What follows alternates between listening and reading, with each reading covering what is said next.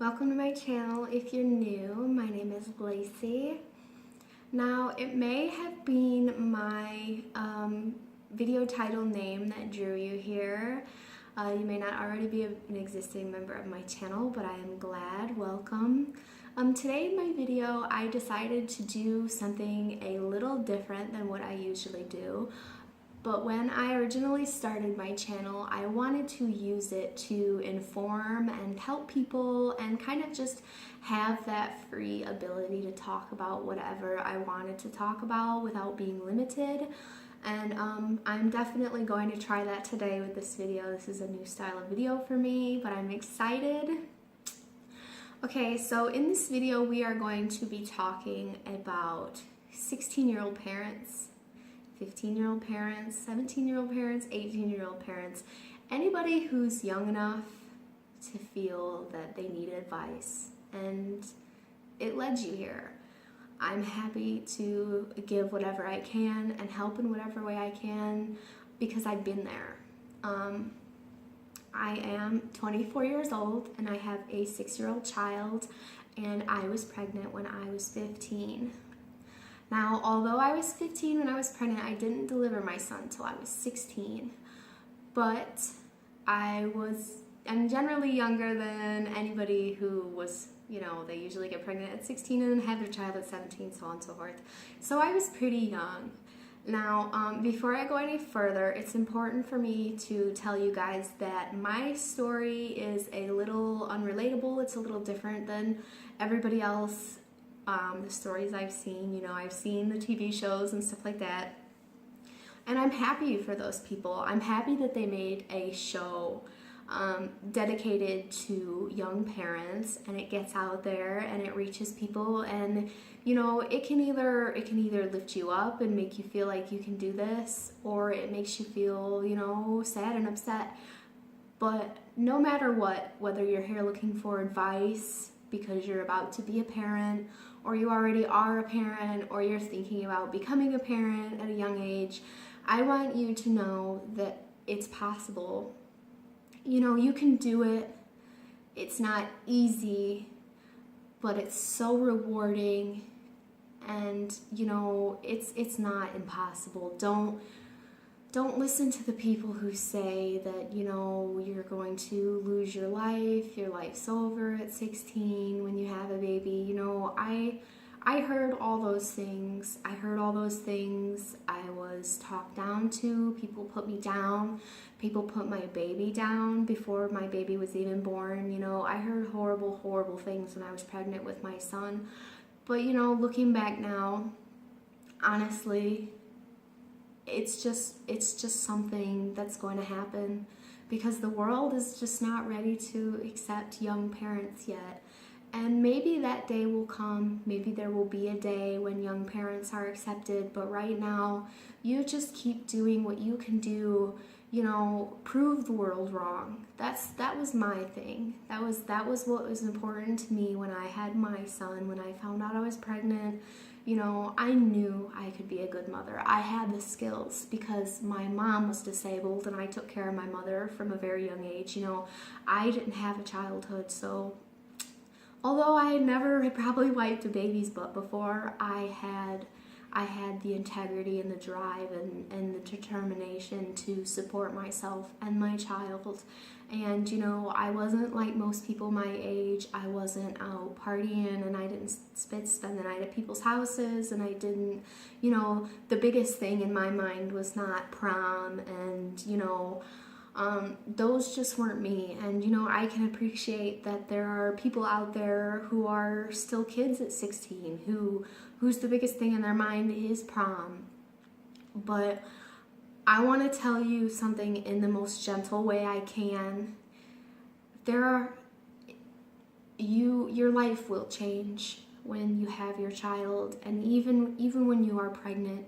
If you want to keep this baby, you have to dedicate yourself to this child, and you have to realize that your life is not going to be the same. Your main priority can't be prom.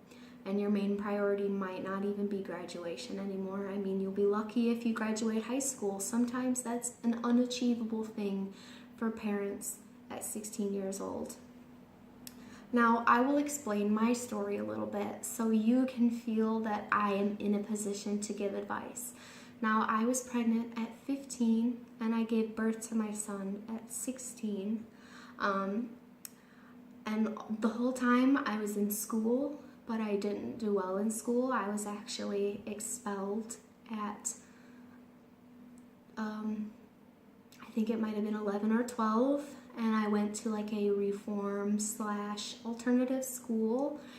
And I stayed there for a few years, and things were very difficult for me. I was much more concentrating on my home life, my mother's disabilities, where would I find my next meal, things like that, School just didn't matter to me. I didn't want to be there.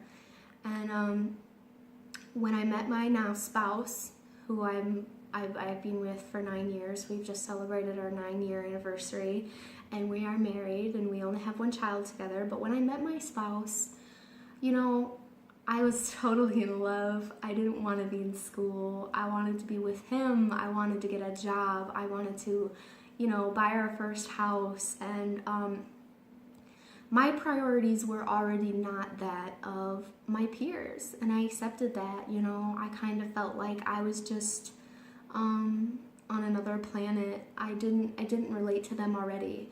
So this is probably my first advice for young parents expecting or have already had their children. You are going to lose people. There are going to be people who don't respect your decision to keep your child. There are going to be people who, thought you were better than that. There are going to be people who try to push their ideologies onto you. There could be people that want you to abort your child, or there could be people who just don't want to be associated with you once you become a parent.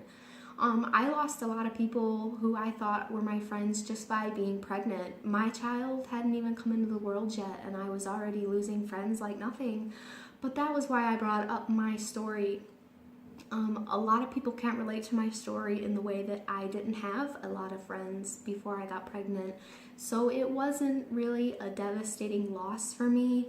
I mean, I could probably count on one hand how many friends that I had at that point after being, expelled from school and stuff, which I was fine with. I was kind of a loner growing up. It didn't really matter to me. So if you're somebody that relies heavily on your friendships and even some family members, you have to emotionally prepare yourself for the possibility that even the best people in the world could mean the world to you, would cut off their left hand for you. They could leave when you have your child. And for example, I had a very, very good friend, and I thought, I would never lose this person. And we did so many things for each other. We spent every waking moment together. But once I got pregnant, it's just, we didn't relate anymore. We didn't communicate anymore. It just disappeared. And it was devastating, but I was prepared because I knew that people tend to leave when you get pregnant. So my warning is, be prepared for losses. And my tip on how to prevent these things is pick your friends wisely. Maybe find friends who may already have children, or love the idea of children, or maybe find friends in your cousins or your relatives. When I got pregnant, I lost everybody. I didn't have anybody to count on. My best friend was my husband. My best friend was him. He was there 110% the whole time. We were together every day. And if I didn't have him, I would have been heartbroken. You have to have somebody to rely on in those times. You have to have somebody to ask for advice, to cry on when you're upset. Sorry. Just to not be alone, because it's a very devastating feeling to think that you have these friends and then your life is moving in another direction, and they don't want to be there to see it.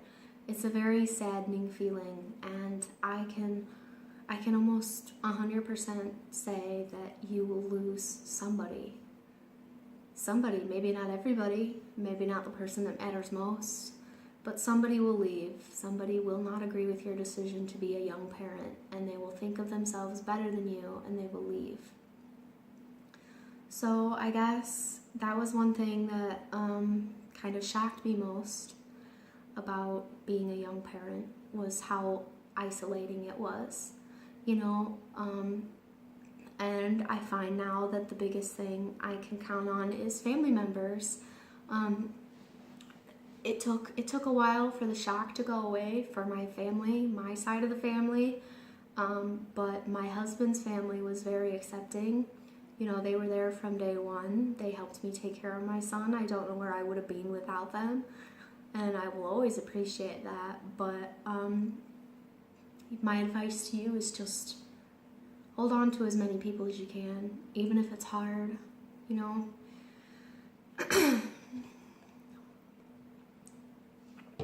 Now, my second biggest advice for young parents is something I struggled with a lot, and I still struggle to with this day.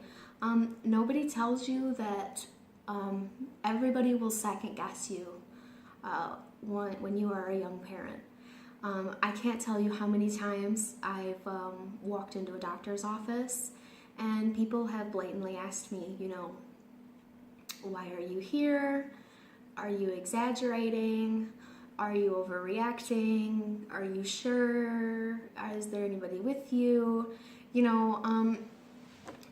Sorry.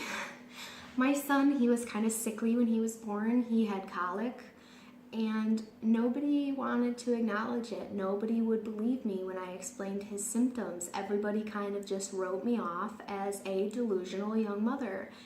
And I'm not trying to exaggerate this. This happens so often. I would beg doctors for help for my son.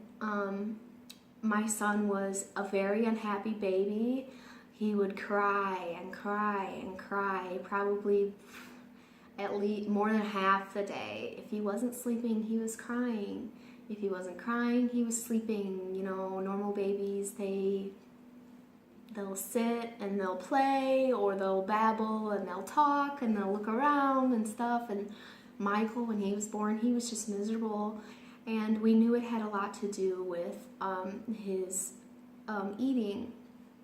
So after I had Michael, I obviously tried to breastfeed, and he ended up losing weight, and because I could not produce milk for him to sustain him. And the doctors, they really kind of blamed me for it. They blamed my inability to feed him, like it was something wrong with me and not my body. And when he was losing weight, they kind of like honed in on me, and they were kind of like nitpicking everything I was doing for my son. It wasn't good enough. What were my failings? Why wasn't this working? And stuff like that. And I've seen maybe like a dozen health professionals over my son and the problems he had when we were raising him. And nobody once told me he had colic. I mean, it was months of tears and being miserable and things. Constantly vomiting. I mean, we barely left the house until he was 6 months old. We just didn't. We would take turns going to the store while one of us stayed home with the baby. It was just so miserable. So nobody believed us. Nobody would listen. People just don't take you seriously when you're a 16-year-old parent. And I know a lot of people don't think of that.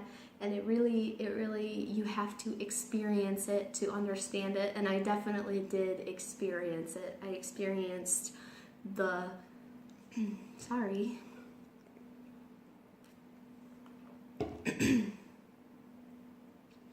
I experienced it firsthand. I saw that doctors definitely do treat young mothers differently. I can't even tell you. It was crazy. I felt like I was losing my mind. They tried to blame postpartum depression that I was imagining his colic, that he didn't have these problems, that he was losing weight because I wasn't taking care of him. And it just broke my heart. It broke my heart, and eventually I just gave up asking for help. And me and my husband, we researched it ourselves, and we found him the right milk, and we put him on bottles, and he started gaining weight. And I finally realized that I could not provide for him by breastfeeding, and he was put on bottles. And then the stomach problems didn't stop, and it was so much heartache that could have been prevented if somebody would have just listened to me and my husband. And so my biggest advice is, in this situation, is to follow your gut. If you think that something is wrong with your child, don't let anybody tell you that there isn't. Don't suffer because you are a young parent. Don't let people tell you that you're wrong or you're exaggerating. I can't tell you how many doctors told me, "Oh, this is your first child, isn't it?" I had no experience, but I knew something was wrong, especially now looking back, 1,000,000%, something was totally wrong. I was so mistreated.